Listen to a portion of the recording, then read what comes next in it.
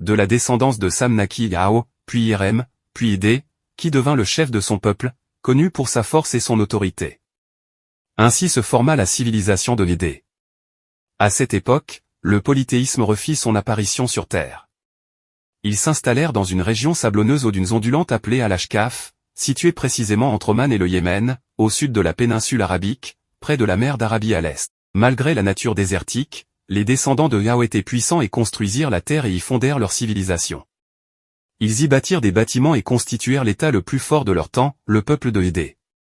Allah dit dans la sourate Al-Fajr, « As-tu vu comment ton Seigneur a agi avec Idé, Irem aux colonnes, dont les villes n'avaient pas de semblable sur terre ?» Il construisait des villes en or, avec des colonnes en or pur, et creusait des canaux d'eau, de vin et de miel dans leurs villes, essayant de transformer la terre en paradis. Ils se vantaient de leur force et opprimaient les faibles.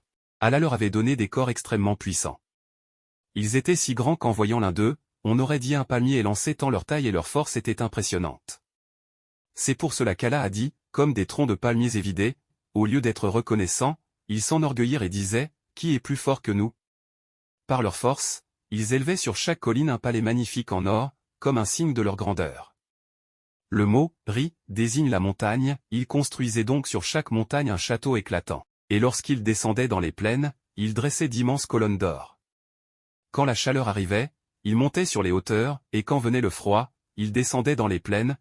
Bon Allah, ils se vantaient de leur puissance et oubliaient celui qu'Allah leur avait donné. Et malgré les innombrables bienfaits qu'Allah leur avait accordés, ils sombrèrent malheureusement dans le polythéisme, ils délaissèrent l'adoration d'Allah et se fabriquèrent des idoles qu'ils nommèrent Sada, Samu et Hara, qu'ils adoraient en dehors de lui.